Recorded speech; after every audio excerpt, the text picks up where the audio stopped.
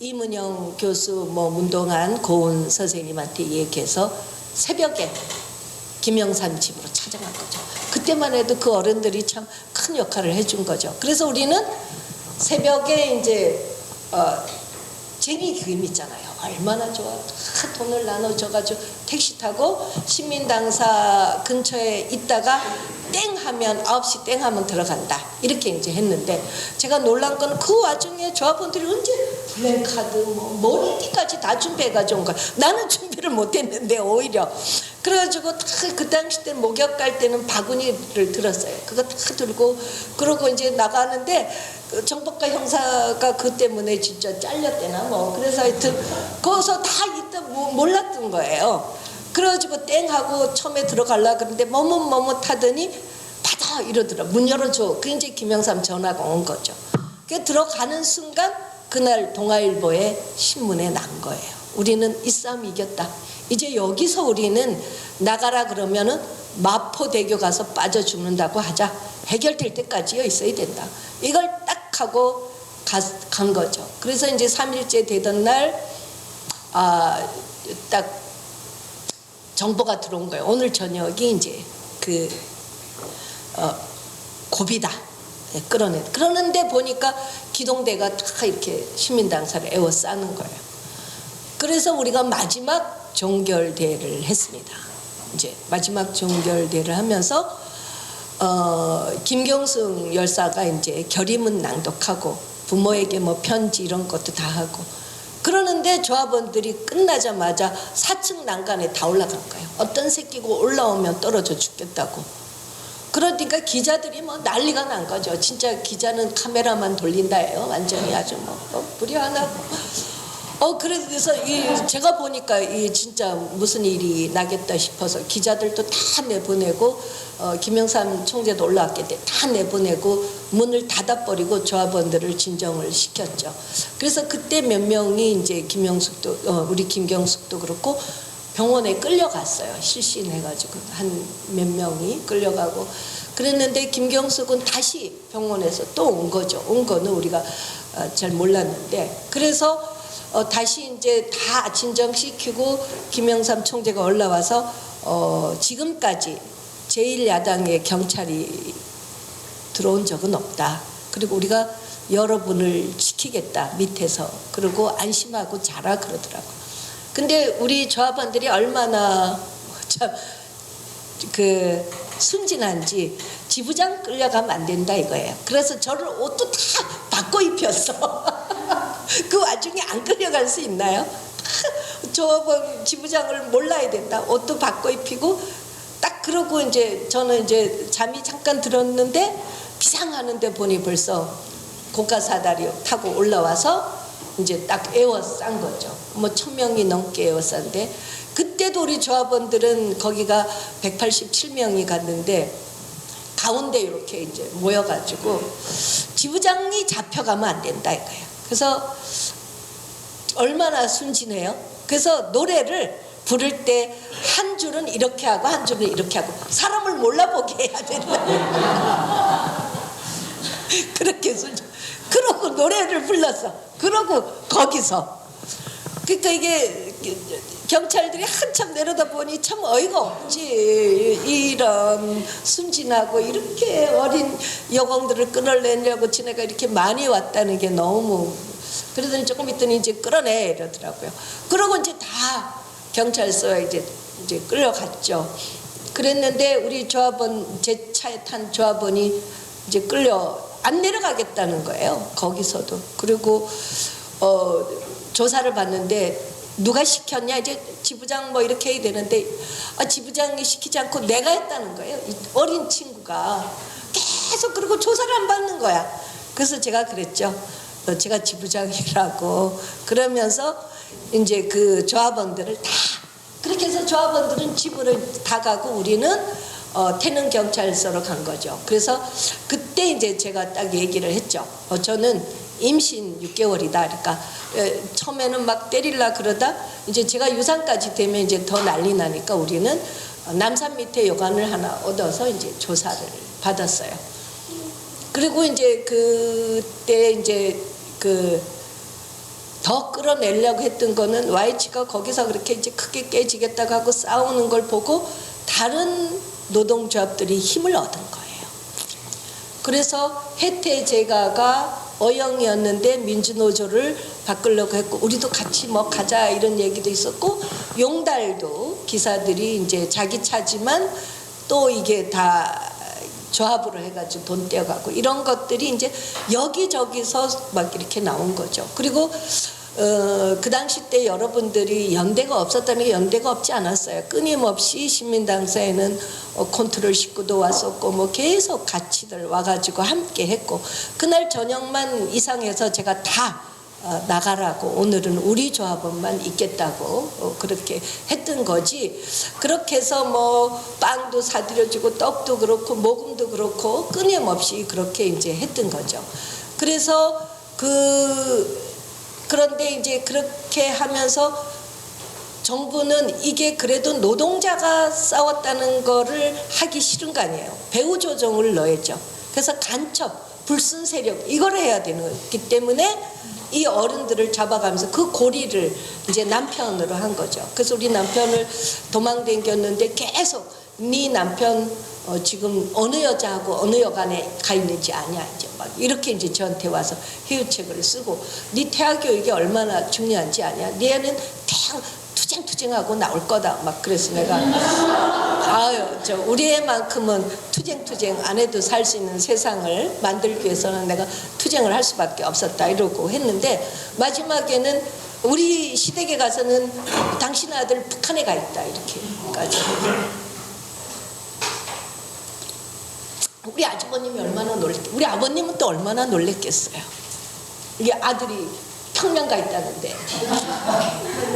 이게 고리를 해서 이거를 조직으로 해서 YH를 그렇게 하고 싶었던 거예요.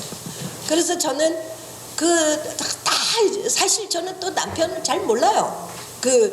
노동운동 하는 것만 저하고 결혼했다는 것만 알지 기독교에서 뭔 짓을 하고 댕겼지는 내가 관심도 없고 내가 알아봤자 뭐 골치만 아프고 내가 결혼하자 그래서 난 당신 목사 결혼 안 할 거라 그리고 목사 안 할 거라 그래서 결혼도 했고 그랬더니 나더러 니는 네 남편하고 속아서 결혼했다고 네 남편이 어떤 사람인 줄 아냐고 막 그렇게 이제 한 거죠.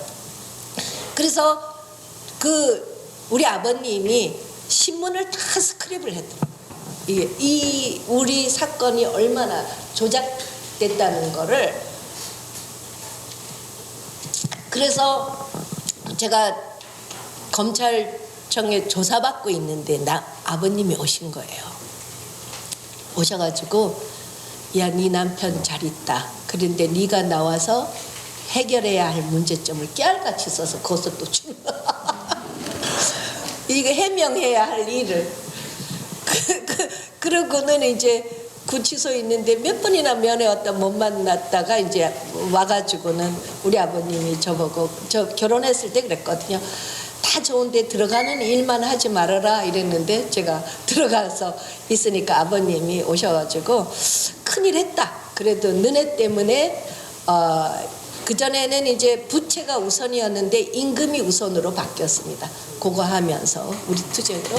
그래서 이런 거는 이제 큰 역할을 했다. 그렇지만 네가 나와서 밝혀야 할 거. 그리고 아버지가 돈으로 해결할 수 있는 거라면 내가 널 돈으로도 빼겠는데 이건 돈으로도 안 되겠으니 살아라. 그때 우리가 한 3년 계획하고 남편하고 한 3년은 살겠지. 그러니까 뭐 3년 계획하고 들어간 거니까 그랬는데 이제 그걸로 인해서 12.6까지 나면서 3년이 아니라 제가 임신 만기로 나오게 됐습니다. 그래서 하여튼 어쨌든 간에 그 투쟁으로 인해서 우리는 김경숙 열사가 나중에 조사받으면서 알았고요. 김경숙 열사는 정말 너무 제가 아까 얘기했듯이 이제 이게 어느 정도 우리 상직 간부를 아카데미 교육을 제가 다 보냈어요. 새마을 교육 보낸다 그리고 다 보내버렸어요. 그리고는 이제 대의원들은 아카데미에서 2박 3일짜리가 있었어요. 그 교육도 보냈어요. 그리고 나서 제가 뭔 생각을 했냐면 이게 결혼해도 직장을 계속 갖고 운동을 하는 거를 해야 되겠다. 그러려면 더 어린 친구들을 학습을 시켜야 되겠구나. 나도 선생님처럼. 그래가지고 그 어린 친구들을 YGO 사건 나기 직전에 학습 계속 모임을 했어요. 그때 김경숙이가 같이 그 모임에 있었어요. 그래서 제가 김경숙이 살아온 길과 이런 거를 너무 잘 아는 거죠. 그래서 김경숙은 그렇게 일기에도 그렇게 쓰고 그 기독교인이에요. 그래서 기독교에서도 여기 가까운 동일교회가 있었는데 거기에 또 좋은 전도사를 만나가지고도 우리가 야학을 하면서도 야학을 할 때에 검정고지 위수로 가면 안 된다. 이 야학 선생까지 우리가 간부들이 일부러 들어가서 의식화시켜야 된다. 그래서 이 학습이라는 거는 이 야학이라는 게 어떻게 가야 된다라는 것까지 우리가 준비를 했던 그런 팀 중에 하나였거든요. 그래서 그 녹지야학이 굉장히 오랫동안 갔었어요. 그래서 그래도 그때 그 야학 선생들이 참 훌륭한 선생님들이 많이 있습니다. 나중에 진짜 제가 요즘에 이렇게 보면서 참 그 고대에 또 가 있고 그래서 보면서 참 반가웠는데 한 가지 그 당시 때 그 또 하나는 그 신민당사에서 농성할 때 누가 몰래 기자가 봉투를 하나 줬어요. 그래서 보니까 20만 원이야. 그때 20만 원. 제가 퇴직금 100만 원 받았거든요. 굉장히 큰 돈이죠. 근데 그 기자를 찾을 길이 없잖아. 그래서 내가 늘 가면은 그런 고마운 기자가 있다는 얘기를 했어. 그래서 천영세 대표님 거기에 이제 그 대전에 선거 때 뭐 그 출범식을 가가지고 또 얘기를 했더니 그 친구 하나가 그게 나야 이러나. 그래서 그걸 기억하고 있었냐고. 그래서 그럼 있었지. 그때 촌지 받은 거라서 바로 줬지.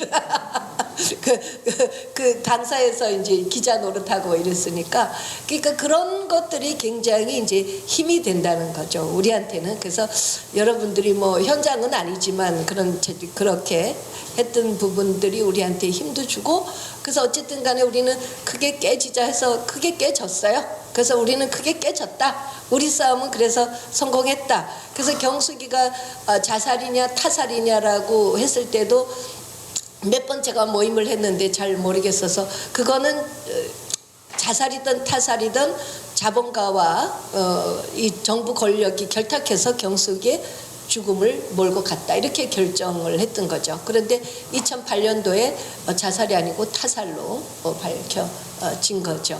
그래서 하여튼 어쨌든 간에 이 자리가 그런 자리여서 전태일 병원한다 그래서 되게 섭섭했습니다. 제가 이게 죽어서도 남녀 차별을 받나? 전태일 열사가 어쩌면은 노동운동의 70년대 그 많은 재야를 끌어들이고 이렇게 관심을 갖게 했다면 79년도에 김경숙의 열사의 죽음은 80년대에 있는 역할. 그래서 많은 학생들이 노동 현장으로 뛰어 들어간 거죠. 위장 취업을 간 거죠. 여기가 혁명의 길이라고. 그런데 그들은 어디를 갔는가? 저는 되묻고 싶은 거죠. 그래서 이게 70년대에 그렇게 김문수가 정의호랑이니 경제주의니 해도 그거는 우리가 그 운동을 하게 됐던 거는 사실 삶이고요. 그리고 이거는 그만큼 오랫동안 그 지속되어 온 그 부분에는 누구도 그 운동에 있어서는 뭐라고 할 말이 없을 겁니다. 그래서 저는 사실 그렇게 했던 80년대의 학생들이 대거 지금 당에도 가고 모두 갔지만 역할이 뭐가 있냐. 그래서 저는 의원도 그거는 목적이 아니고 수단이다. 그래서 몇 선을 하는 게 중요한 게 아니라 제가 늘 얘기지만 한 번 하더라도 뭘 했느냐가 중요한 거 아니냐. 그래서 그렇게 가는 것이 바람직하지 않냐 하는 생각이 듭니다. 네, 감사합니다.